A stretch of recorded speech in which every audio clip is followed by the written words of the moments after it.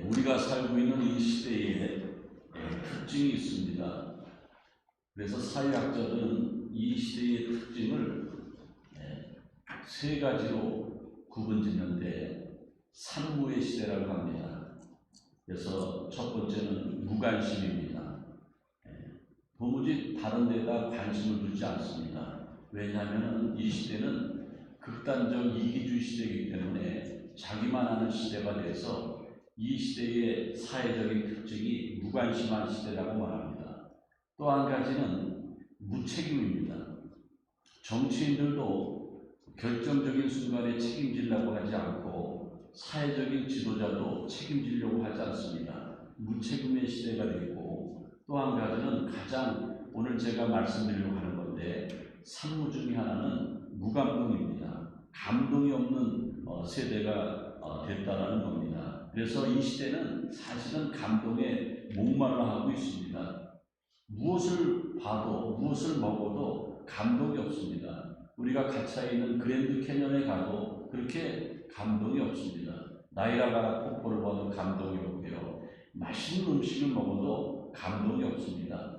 아주 유명한 영화가 있다고 해서 그 영화를 봐도 감동을 받지 못하는 세대가 됐습니다. 그러나 사람들이요, 웃으면은 엔돌핀이라는 것이 나오는데 그 엔돌핀은 조금의 감동을 주게 되어 있습니다. 그래서 자주 웃으라는 거죠. 웃을 일을 만들어야 된다는 거죠. 그 엔돌핀이 나오면 두 가지 일을 하는데 그 첫 번째는 암을 치료한다고 합니다. 자주 웃는 사람들에게 엔돌핀이 생성이 되면은 암을 치료할 수 있고, 또 한 가지는 요즘에 몸이 아파서 통증이 있는 사람들이 얼마나 많이 있습니까? 몰피를 맞고 막 그러는데 자주 웃어서 엔돌핀이 생성이 되면은 통증이 약화된다는 겁니다. 그런데 더 중요한 것은요, 이 엔돌핀보다 4,000배의 효과가 있는 것이 있는데 그것이 다이돌핀이라고 하는 것입니다. 다이돌핀은 어떤 때 다이돌핀이 생성이 되냐 하면은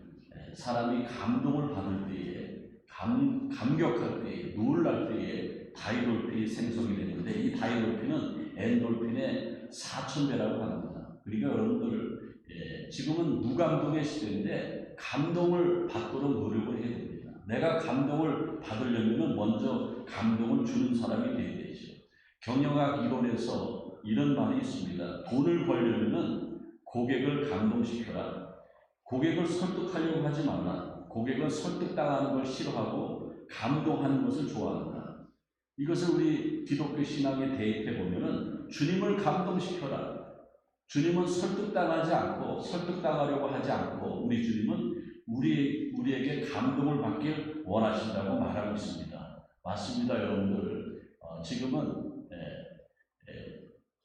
감동을 사모하는 그러한 시대가 됐습니다. 저기 어떤 분이 너무나 감격해서 눈물이 범벅이 되지 않습니까? 저 사람은 어떤 것으로 감동했는지 모르지만 그 감동 때문에 살만 나는 그러한 세상을 맞이한다고 저는 생각을 합니다. 오늘 성경에 감동의 드라마를 소개하려고 합니다. 오늘 마태복음 8장 5절에서 13절은 가버나움이라고 하는 갈릴리 바다 근처의 한 마을에 예수님이 거기서 사역을 하고 계셨는데, 그때 그 유대 지역에서 가버나움은 정치적으로 중요하고 군사적으로 중요해서 로마가 이스라엘을 지배하고 있을 그때에 로마의 군대가 주둔했습니다. 거기에 백부장이라는 사람이 있었는데 이 사람은 로마의 군인이고 많은 100명의 군사를 거느린 아주 강력하고 지도력 있는 사람이죠.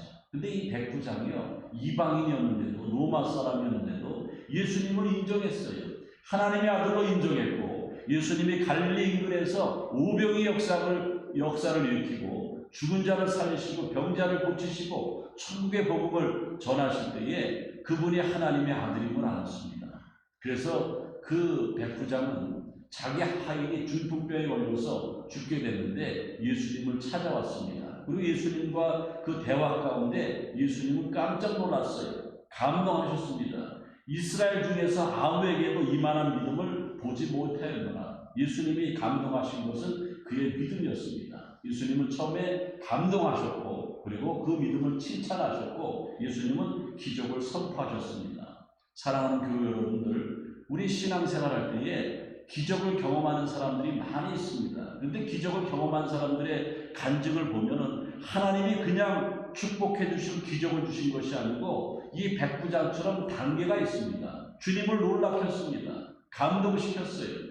그리고 주님께로부터 인정받고 칭찬을 받았어요. 그리고 기적을 선포받게 된다는 겁니다. 그러면 오늘 본문의 말씀을 가지고 주님을 감동시킨 이 백부장의 믿음이 과연 어떤 믿음인가? 그런 믿음은 다 똑같은 것 같지만요, 믿음은 표현 방법에 따라서 많이 달라진다는 겁니다. 오늘 성경 본문 6절에 보면은 주여 내 하인이 중풍병으로 집에 누워 몹시 괴로워하나이다. 이 백부장의 하인이 중풍병으로 누워서 몹시 괴로워한다고 했습니다. 이 백부장은 상당한 지위가 있었고 로마가 이스라엘을 통치하는 시절에 더욱더 강력한 그러한 권세가 있었고 권위가 있었고 지위가 있었습니다. 많은 군인들이 자기 밑에 있었고 하인들과 종들이 있었습니다. 근데 그때 당시에 하인과 종은요 사람 취급을 받지 못했다는 겁니다. 예수님 당시에 이스라엘은 농경 문화의 바탕이 있었는데 농사짓는 도구를 세 가지로 표현하면은 소리 없는 도구가 있다고 합니다. 그 소리 없는 도구는 쟁기나 곡괭이나 농기구를 말하는 겁니다. 또 농사짓는 도구 가운데 말 못하는 도구가 있다고 합니다. 이것은 소나 낙이나 짐승을 말합니다. 그리고 세 번째, 농사짓는 도구 가운데 말하는 도구가 있는데 이것은 하인이나 노예, 종들을 얘기합니다. 그때 당시 하인이나 노예, 종들은요 농사 도구 취급을 당했어요. 사람으로 인정하지 않았다는 겁니다. 가치가 없었어요. 그런 사람들이, 그런 하인이 중풍병에 걸렸다. 그때 당시 풍습으로는 이 중풍병은 불치병입니다. 고칠 수가 없습니다. 누워서 그냥 죽는 거예요. 그러니까는 이런 병이 걸렸으면, 자기 하인이 걸렸으면 주인들은 내다 버린대요. 산과 들에다 내다 버리는 거예요. 그리고 집안에서 보이지 않는 곳에 이렇게 감춰두고 거기서 그냥 마지막 생을 하라고 방치해둔다고 합니다. 그런데도 그때 당시에 주인들은 아무 죄식도 없었습니다. 특별히 이 백부장은 로마의 사람이니까 더욱더 그렇죠. 로마 사람으로서 그 이스라엘 사람, 유대 사람을 하인으로 부리고 있는데 더욱더 그렇겠지 않습니까? 그런데 이 백부장은 달랐습니다. 믿음이 있는 이 백부장은 그 자기 밑에 하찮은 하인이지만 중풍병으로 죽어갈 때에 마음을 아파했습니다. 그리고 주님 앞에 나와서 주여 내 하인이, 이 주여라는 말은 주 다윗의 자손이요 당신이 메시아고 하나님의 아들임을 내가 압니다. 그런 뜻이에요. 이거 대단한 이방인의 고백 아닙니까? 주여 내 하인이 중풍병으로 집에 누워 몹시 괴로워하나이다. 이 한마디에 그 백부장이 자기 하인을 얼마나 사랑하고 또 보살피는지를 우리가 알 수가 있습니다. 그냥 믿음이 아니고 이 백부장의 믿음은 사랑이 담긴 믿음이었기 때문에 주님은 놀라고 감동하셨던 겁니다. 이스라엘에 이만한 믿음을 보지 못했는데 어떻게 로마 사람이, 이방 사람이 이렇게 사랑이 담긴 믿음을 나에게 표현하는가 깜짝 놀라고 다시 봤다라는 겁니다. 교회마다 중보기도 하시는 분들이 있습니다. 우리 교회도 새벽기도 하시는 권사님들이나 새벽기도 하시는 분들에게 제가 새벽기도 나오면 저 혼자 기도하는 것이 아니고 우리 성도들의 가정에 친척들 중에 식구들 중에 어려움 당한 문제가 있으면 제가 기도를 요청합니다. 그러면 저는 그분들을 잘 알지만은 중보로 기도하시는 분들은 그분들이 누군지도 모르고 이름만 주어지면은 그냥 그분들을 위해서 열심히 기도합니다. 저는 거기에 사랑이 담겨 있다고 봅니다. 나랑 상관이 없는데도 그분을 살려달라고, 그분을 고쳐달라고 기도한다는 겁니다. 거기에 감동이 있다는 거죠. 여러분들, 우리는 가정에서도 감동을 받고 감동을 줄 수가 있다는 겁니다. 우리 남편 되시는 분들은 부인들이 된장찌개 끓여오면은 짜다 말이야. 오늘 왜 감자가 안 들어갔냐 그렇게 불평하는 것이 아니고 된장찌개를 한번 탁 떠먹으면 여보 끝내주네. 라스베가스의 식당에 가도 이런 된장찌개만 난 못 봤어. 그러면 부인이 감동을 받는 거예요. 그리고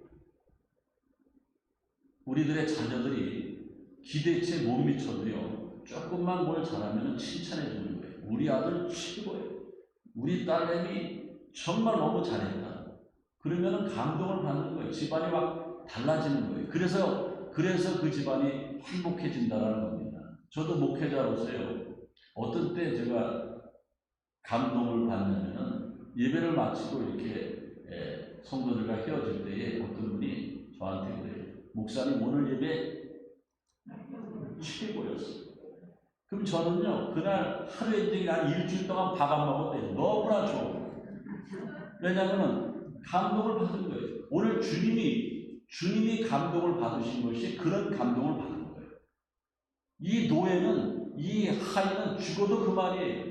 농기구 취급을 당하는 사람인데 자기 생명처럼 아끼고 그리고 사랑이 담긴 믿음을 가지고 예수님을 감동시켰다는 겁니다. 그리고 오늘 예수님을 감동시킨 이 백부장의 믿음은요, 겸손한 믿음이었어요. 7절에 예수님께서 바로 사랑이 담긴 믿음의 고백을 하죠. 내 하인이, 그 백부장이 자기 자식이 아닙니다. 친척도 아니에요. 자기 군사의 부하도 아니죠. 그냥 하인이에요. 농기구 취급을 당하는 하인인데, 주여 내 하인이 중풍병으로 죽어갑니다.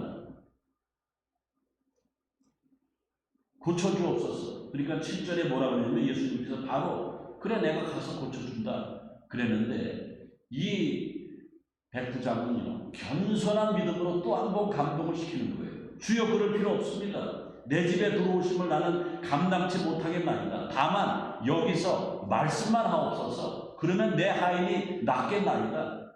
두 번째 감동을 시킨 거예요. 얼마나 겸손합니까?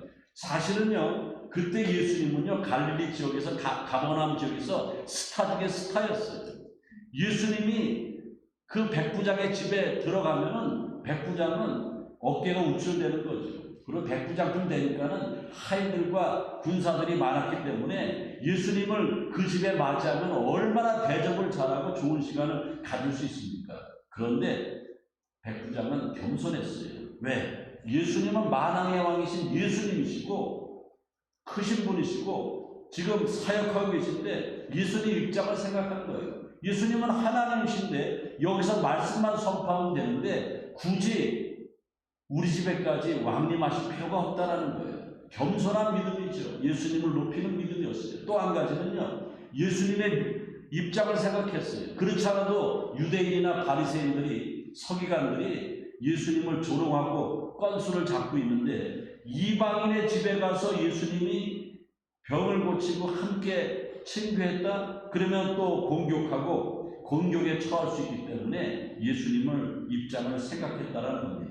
겸손한 믿음의 소유자 백부장을 예수님은 크게 받고 그 백부장의 이름에 믿음에 감동했다는 겁니다. 겸손이 뭡니까? 겸손은요, 남을 존중히 여기고 자기를 낮추는 것이 겸손이라는 겁니다. 자기를 낮추면은 영적인 세계가 보이는 거죠. 자기를 낮추면은 하나님이 나를 높여준다는 겁니다. 나를 낮추면은 별거 아닌데도요, 감사하는 일이 생겨난다는 거예요. 그래서 베드로전서 5장 6절에 하나님의 능하신 선 아래에서 겸손하라. 때가 되면 너희를 높이리라 그랬습니다. 예수님은요, 우리를 위해서, 죄인인 우리를 위해서 십자가에서 예수님의 목숨을 내어 놓으심으로 우리에게 최고의 겸손을 보여주셨습니다. 그러면 믿는 우리가, 예수님의 제자된 우리가 최고의 겸손을 어떻게 보여줄 수 있습니까? 누군가를 향한 겸손은 나의 가장 귀한 것을 내려놓음으로 완성되는 거예요. 백부장은 자기의 권위가 대단하고 지위가 대단한데 예수님 앞에서 그 모든 권위를 내려놓을 때에, 예수님을 높일 때에 그 겸손한 믿음이 인정받았다는 겁니다. 다니엘 신부의 이야기를 좀 하려고 합니다. 이분은 천주교 신부였는데 사실은 선교사님이죠. 굉장히 훌륭하신 분입니다. 1873년에 33살의 나이로 하와이 근처에서 배를 타고 지나가다가 몰로카이라는 섬을 지나는데, 사람들의 말에 의하면은 하와이에서 가까운 그 조그만 섬인데 여기는 문둥병 마을이야. 아무도 안 들어가고 그냥 여기서 정말 짐승처럼 살다가 죽어가는데 너무나 불쌍하다. 하나님의 콜링을 받습니다. 다니엘 신부는 내가 저기 가서 저 사람들을 도와주고 저 사람들에게 복음을 전하고 병을 치료해 줘야겠다. 그래서 많은 구원물자를 가지고 그 몰로카이 섬으로 이 다니엘 신부가 들어갑니다. 들어갔는데 많은 구원물자를 갖다 줘도 달갑게 여기지 않습니다. 복음을 전해도 받아들이지 않습니다. 나중에 이유를 물어보니까는 당신은 건강한 사람이고 언제든지 여기를 떠나갈 수 있지만은 우리는 문둥병, 나병에 걸렸습니다.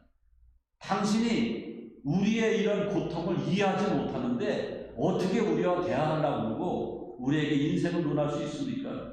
우리를 이해할 수 없습니다. 그랬을 때 이 다니엘은 겸손했습니다. 정말 겸손한 신부였고 선교사님이었습니다. 아주 유명한 사람이죠. 뭐라고 하나님을 향한 기도를 하냐면, 하나님, 나는 이 사람들을 사랑하고 싶습니다. 우리 주님께서 나를 사랑해 주시기 위해서 목숨을 내어줬듯이, 최고의 겸손을 보여주셨듯이 내가 이들을 위해서 희생하겠습니다. 내 목숨까지 내놓겠습니다. 주여, 나에게 나병을 허락해 주옵소서. 그래서 33살에 그 몰로카이 섬에 들어갔다가 이 선교사님이 나병이 걸렸어요. 문둥병자가 됐습니다. 그래서 저기 사진을 보면은 얼굴에 막 문둥병이 있지 않습니까? 그래서 결국에는 그 사람들이 마문을 열고 저기 단체 사진 찍었는데, 저 사람들이 그 문둥병 환자들인데 다 세례받고 세례받은 기념으로 사진을 찍은 그 사진입니다. 나의 가장 소중한 것을 주님 때문에 포기하고 드리는 것, 그것이 최고의 겸손이라는 겁니다. 오늘 백부장은요, 많은 부활을 거느리고 있어서 예수님을 감동시킨 것이 아닙니다. 지도력이 있어서 감동시키지 않았습니다. 겸손한 믿음 때문에 감동시켰습니다. 야고보서 4장 6절에 보면 하나님은 교만한 자를 물리치시고 겸손한 자에게 은혜를 주신다고 했습니다. 우리가 교회 생활할 때도 거들먹거릴 필요가 없습니다. 하나님이 아시면은 모든 사람들이 다 아는 거예요. 나타내려고 할 필요가 없습니다. 하나님은 우리가 겸손할 때에 내가 어떤 사람 때문에 그러는 것이 아니고 주님 때문에 내가 포기하는 것이 있는 겸손한 사람들을 하나님은 감동하시고 그 사람을 축복해 주시고 기적을 선포해 줌을 기억하시기 바랍니다. 그리고 오늘 또 한 가지의 감동이 있는데, 확신에 찬 믿음입니다. 이 백부장은 확신에 찼어요. 주여, 오시지 않아도 됩니다. 여기서 기도해 주시면은 저 멀리 있는 우리 집에 있는 내 하인이 낫겠나이다. 시공을 초월한 믿음입니다. 저는 목회해 보지만은 성도들이 저한테 기도 받을 때에 직접 안수기도 받는다든지 같이 신방 가서 기도해 주는 걸 원하지, 장거리로 어떤 권사님, 목사님, 아무개 성도님이 아픕니다. 그래요? 그럼 내가 여기서 기도했다고 날 거라고 전해주세요. 그러면 좋아합니까? 좋아하지 않습니까? 그거는 주님이나 하시는 거죠. 이 백부장의 믿음은요, 확실히 찼어요. 주님이 여기서 선포만 하시면은 집에 있는 백부장이 중국병이 고침받는다는 사실을 믿었습니다. 그 믿음에 이스라엘 중에 내가 나에게 아주 사랑하는 애제자 12명도 있고 많은 따르는 무리가 있는데 그 사람들 통틀어서 당신만큼 믿음 좋은 사람 내가 처음 봤다. 그러는 백부장은 급한 김에 하인들을 시켜서 자기 그 하인, 중풍병 걸린 하인을 메고 오라고 할 수도 있었습니다. 그런데 그 자리에서 말씀만 해주옵소서. 한계와 환경을 초월하는 믿음입니다. 지금도 중풍병이 힘들지만 이 중풍병은 뇌혈관이 막히는 뇌졸중 같은 거죠. 뇌가 막혀서 신체 전부나 반을 못 쓰는 거죠. 요즘에도 중풍병 걸려서 회복이 안 되면 그 병으로 죽지요. 2000년 전에는 말할 필요가 없었어요. 중풍병은 그때 당시에 그냥 누워서 죽는 병이에요. 그런데 주님 말씀만 하시면 이러한 불치병도 고쳐주실 줄로 믿습니다. 확신이 있었습니다. 예. 이만한 믿음을 처음 봤다 그랬습니다.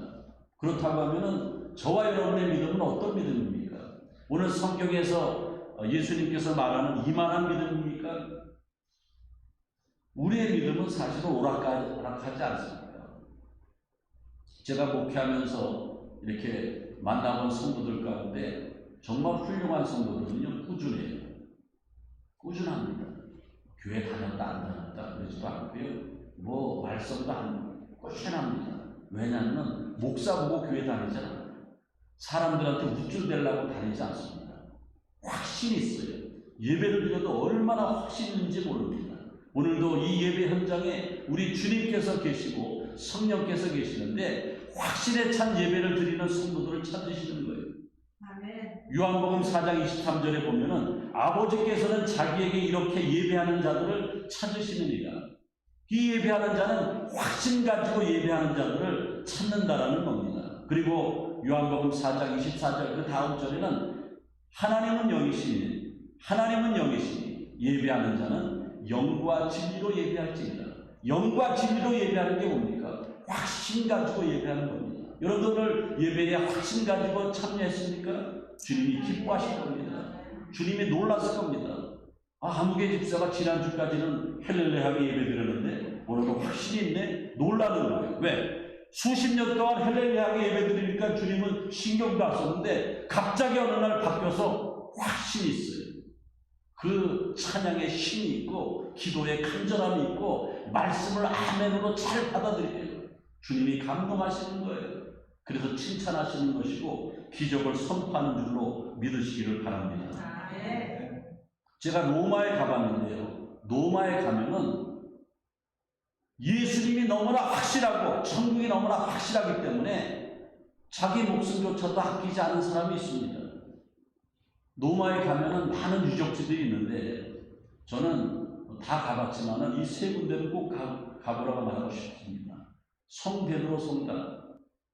저기에는 지하에 베드로의 무덤이 있다고 하는데 베드로는 어떤 분들은 카톨릭의 사제다 그렇게 얘기하는데 그렇지 않습니다. 우리 개신교는 1517년에 큰 기독교라는 그 공동체에서 갈라진 거죠. 예? 이 교황이 카톨릭이 너무나 썩었고 부패하니까 갈라진 거예요. 베드로는 우리의 사도지요. 우리의 신앙의 시초입니다. 예루살렘에서 성령 받고 그 베드로는 예수님을 3번이나 부인했고 철저하게 회개하고 성령 받고 나서 예루살렘 교회의 지도자가 되고 사마리아 땅끝까지 복음을 전하기 위해서 로마까지 와서 아가리파트리라고 하는 곳에서 거꾸로 십자가에 매달려서 순교합니다. 그게 성베드로 성당의 모처입니다. 성베드로 성당은 5일을 거기 박물관까지 기독교 유물들이 많은데 5일을 봐도 다 못 보는데 우리는 뭐 성주순례 가면 한 4-5시간 보지 않습니까? 근데 거기서 뭘 봐야 되냐면은 베드로의 확신에 찬 믿음을 보는 거예요. 나는 오직 예수입니다. 예수를 전하지 않으면은 베드로는 죽지 않았을 겁니다. 근데 예수님을 전하다가 십자가에서 거꾸로 매달려서 순교했습니다. 또 한 군데는 참수토입니다. 사도 바울은요, 로마 시민권자입니다. 예수를 전하지 않으면 목이 잘릴 리가 없죠. 로마에 가면은 뜨레비 분수 이런 데 가서 동전 던지지 말고요. 저 참수터를 가셔야 돼요. 저기 가면은 바울이 감옥에서도 끝까지 예수를 전하고 예수를 부인하지 않기 때문에 황제의 명으로 목이 잘리는 거예요. 참수당하지 않습니까? 그런데 역사학자들에 의하면은 바울의 목이 3번을 튀었다고 합니다. 거기서 그 분수가 샘물이 터져났습니다. 그래서 바울의 참수터 그 성지에 가면은 세분수 교회가 있습니다. 세분수 교회 가면은 바울의 목만 이렇게 조각상이 있는데 저 사진이 있습니다. 저는 거기 가서 야, 사도 바울 대단하다. 나 같으면 그렇게 못할 텐데 얼마나 확신이 있었으면 목이 잘리는 위협까지도 있는데 끝까지 예수를 부인하지 않았는가. 그 다음에 카타콤베를 봅니다. 그 카타콤베는 지하 공동 무덤입니다. 근데 이 사람들은 이름도 없고 빛도 없는 사람들입니다. 바울은 이름이 있지 않습니까? 베드로는 이름이 있지 않습니까? 그런데 거기에 수많은 로마의 기독교 핍박을 피해서 예수는 믿어야 됐고 그 지하 공동묘지에서 햇빛도 없는 데서 거기서 살다가 단명하는 거예요. 그리고 거기서 순교하는 겁니다. 이 사람들의 믿음이 얼마나 확신이 있었으면 그 무덤을 떠나지 않았겠습니까? 한번 로마에 가면 이 세 군데는 꼭 가보시기 바랍니다. 히브리서 11장 1절에 보면은 믿음은 바라는 것들의 실상이요 보지 못하는 것의 증거라고 했습니다. 이 믿음은요 아직 이루어지지 않았고 아직 보이지 않지만은 그것이 분명히 이루어질 줄로 믿는 것이 믿음입니다. 이 믿음이 베드로의 믿음이었고 사도 바울의 믿음이었고 카타콤 지하 무덤에서 죽었던 초대 그리스도인들의 믿음이었고 로마의 백부장의 믿음이었는 줄로 믿으시길 바랍니다. 마지막 때 예수님께서 우리의 뭘 보십니까? 우리의 믿음을 본다는 거예요. 믿음은 표현 방법에 따라서 달라지는 거죠. 사랑이 담긴 믿음이 있고 겸손을 표현한 믿음이 있고 확신에 찬 믿음이 있다는 겁니다. 오늘 여러분들 주님 앞에 믿음을 고백해 보세요. 내가 주님을 믿나이다. 그리고 내가 주님을 사랑하는 이상 주변에 버려진 사람들을 사랑하고 그리고 주님이 겸손했듯이 나도 주변 사람들을 위해서 내 가족을 위해서 교회를 위해서 내 한 몸 희생하는 겸손이 있고 그리고 확실한 신앙 고백이 있을 때에 2000년 전에 백부장에게 선포한 네 믿음대로 될지어다. 그 믿음이 그 선포가 우리에게 선포되는 순간 우리에게 온갖 질병이 치료되고 우리의 막힌 담이 허물어지고 내 인생에 막힌 모든 것들이 허물어짐으로 말미암아 형통하고 축복된 삶으로 신앙의 믿음의 주인공으로 살아가게 될 줄로 믿습니다. 기도하겠습니다. 하나님 감사합니다. 이방인이었지만은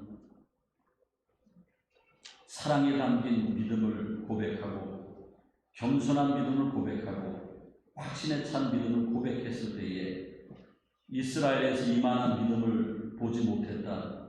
주님을 감동시킨 백부장의 믿음을 본받는 우리가 되어서 남은 여생 살아갈 때에 믿음으로 승리하고 우리의 믿음 까닭에 우리 교회가 부흥하고 내 가정의 영적 행복을 찾게 도와 주옵소서.